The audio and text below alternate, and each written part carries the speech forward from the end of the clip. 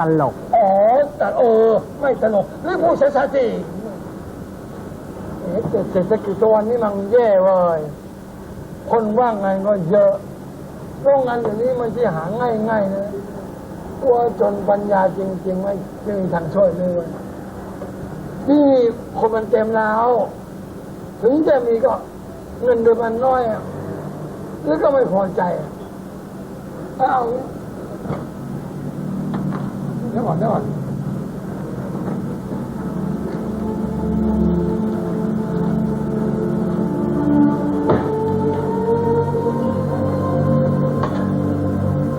กูให้หรือยืม1,000แล้วถ้านี้ทำงานได้แล้วนี่เอามาใช้อุทิศล่ะขอบคุณมากครับเท่าแก่เก็บไว้เลยครับผมรับไม่ได้จริงๆนะเท่าแก่ถึงผมจะต้องการเงินนะครับแต่ผมไม่ต้องการเป็นหนี้ใครครับแล้วโอ๊ยทำยังไงงั้นไม่เป็นไรดีกว่าเท่าแก่แค่นี้ผมก็ตื้นตันในน้ำใจของเท่าแก่นะครับงั้นผมขอลาดีกว่าครับสวัสดีครับโชว์เฮ้ยเอาพวกเดี๋ยวก่อนอะไรครับนี่ลองไปที่โรงนิ้วเฉลิมราชนะได้ยินว่าเขาต้องการคนอยู่พอดีไว้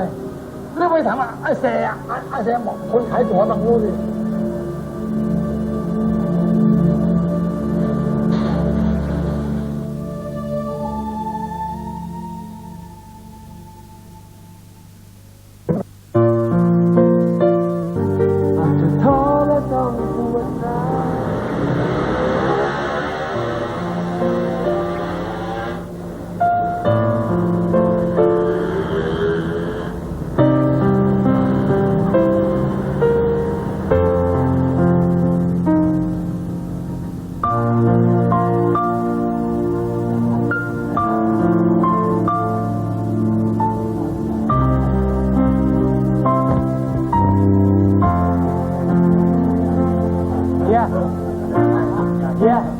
อ้าวนี่เหรอเนี่ย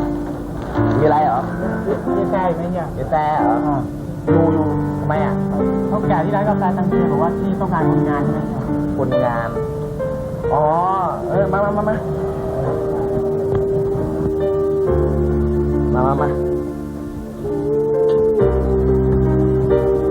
็วเฮ้ยน้องรอตรงนี้ก่อนนะเดี๋ยววัวไปตามเฮียมา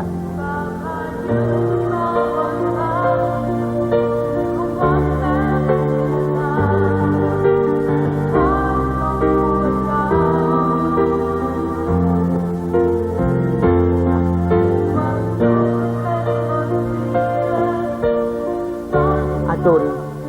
เฮียช่วยลื้อไม่ได้จริงๆต้องรู้นะว่าตอนนี้เฮียกำลังแย่เต็มทีเฮียเสียใจเฮียว่าทางที่ดีหรือควรจะกลับใต้ไปหาเตี๋ยซะยังไงทำสวนยางไม่มีวันอดตายหรอกจะอยู่เสี่ยงอยู่กรุงเทพทำไมนาจุนนะกลับซะเฮียฝากความคิดถึงไปถึงเตี๋ยลื้อด้วยนะเอาละ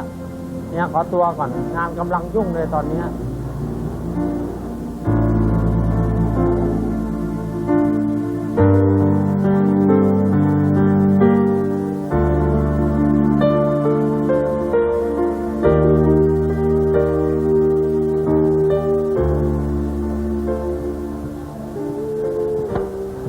เฮ้ยน้อง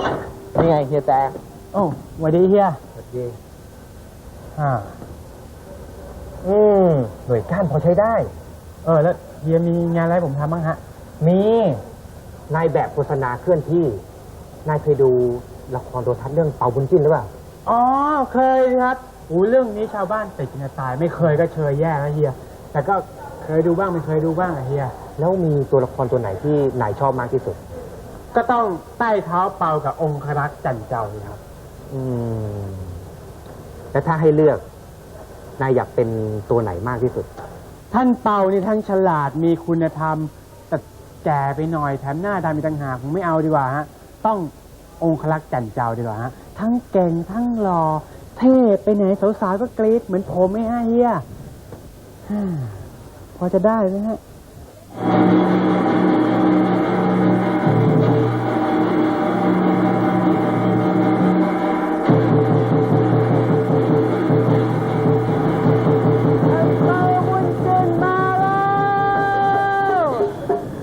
ท่านเปามาแ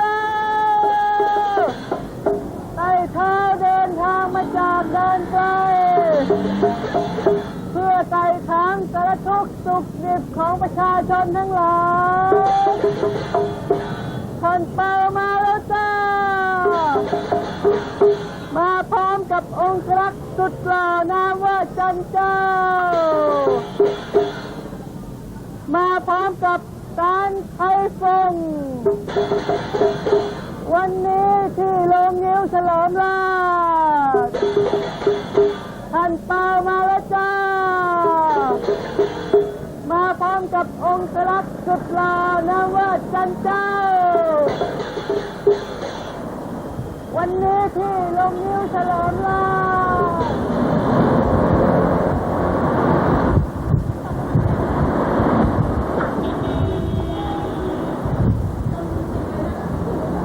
เจ๊ครับเจ๊ครับ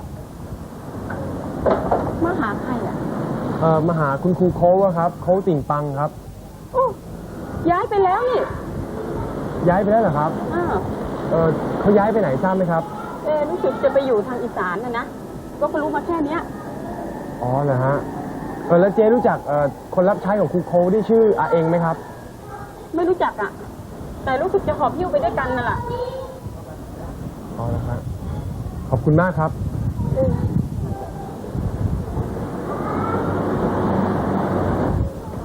ไต่เท้าเดินทางมาจากแดนไกลเพื่อไต่ถามสารทุกข์สุขดิบของประชาชนทั้งหลายท่านเป่ามาแล้วจ้ามาพร้อมกับองค์รักษ์สุดหล่อนามว่าจันเจ้า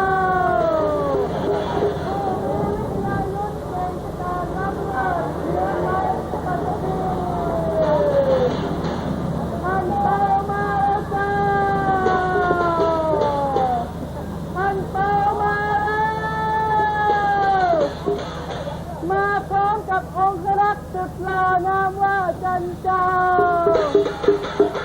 วันนี้ที่โรงงิ้วเฉลิมราชนะจ๊ะอย่าลืมไปกันให้ได้นะจ๊ะท่านเป่ามาแล้วเด็กคนนี้มันมีแววใช้ได้เลยครับเฮีย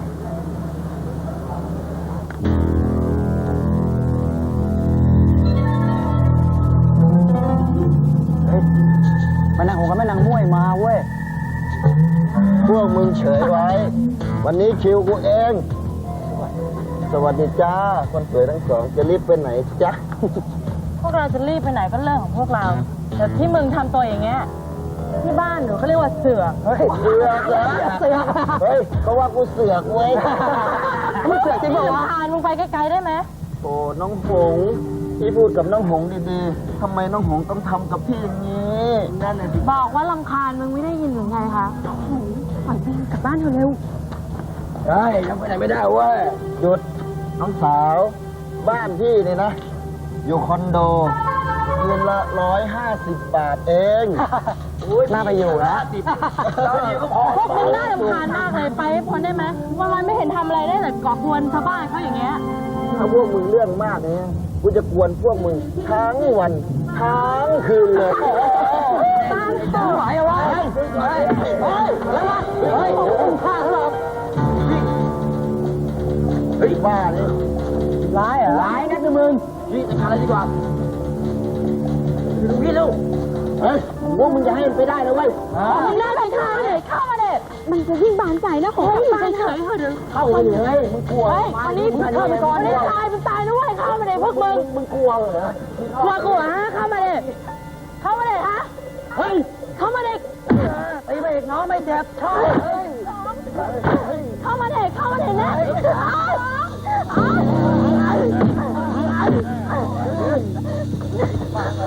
โอ้ดิบป้าได้เลย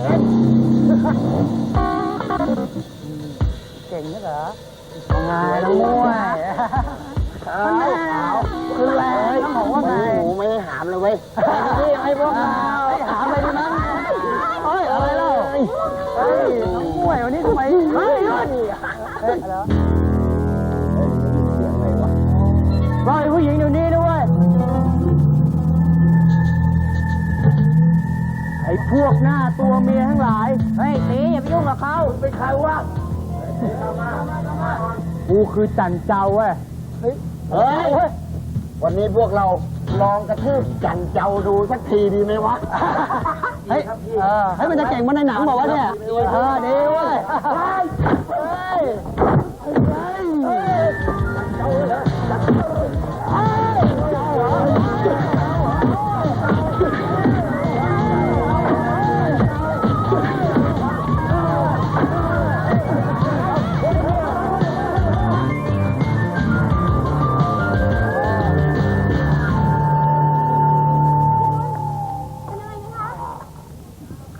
ของมาช่วยหน่อยสิ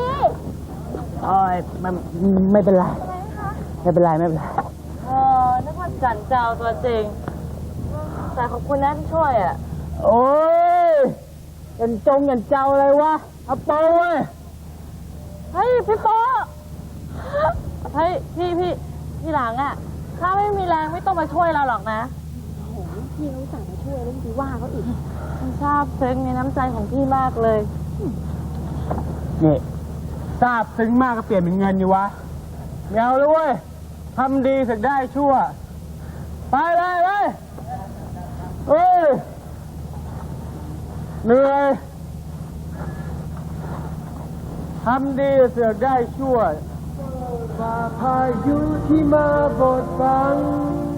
ด้วยความหวังแม้มันเยือนลาง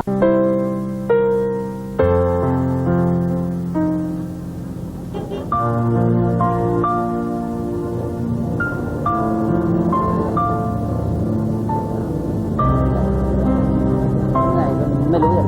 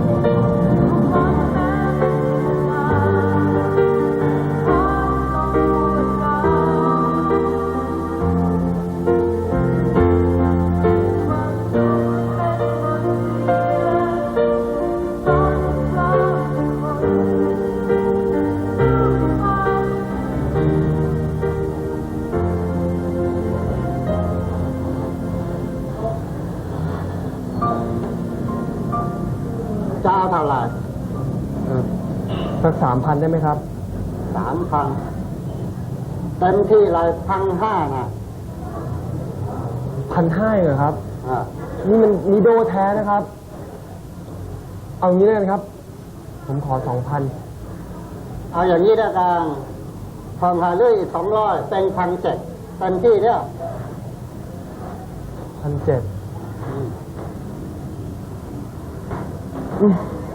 เอาเปล่าเอาบัตรประชาชนมาคือ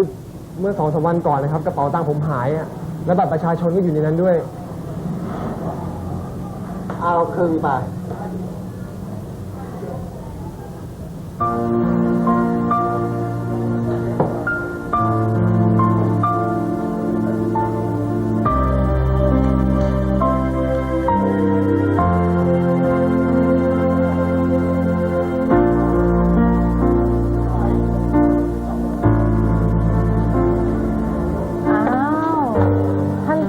กลับมาแล้วเหรอคะขอคารวะพี่ท่านที่ช่วยเหลือน้องหญิงจะไม่ลืมพระคุณของพี่ท่านเลยค่ะโอ้น้องหญิงอะก็คือเมื่อเย็นเนี้ยนะพี่ลืมตัวไปพี่นึกว่าพี่เป็นจันเจ้าไงโอ้ยแต่พี่เล่นได้เก่งมากเลยนะคะเนี่ยยังอำไม่เลิกอีกเหรอโดนกระทืบมาเจ็บนะอย่าโวยไปเลยเดี๋ยวน้องหญิงจะเอารางวัลมาให้ค่ะ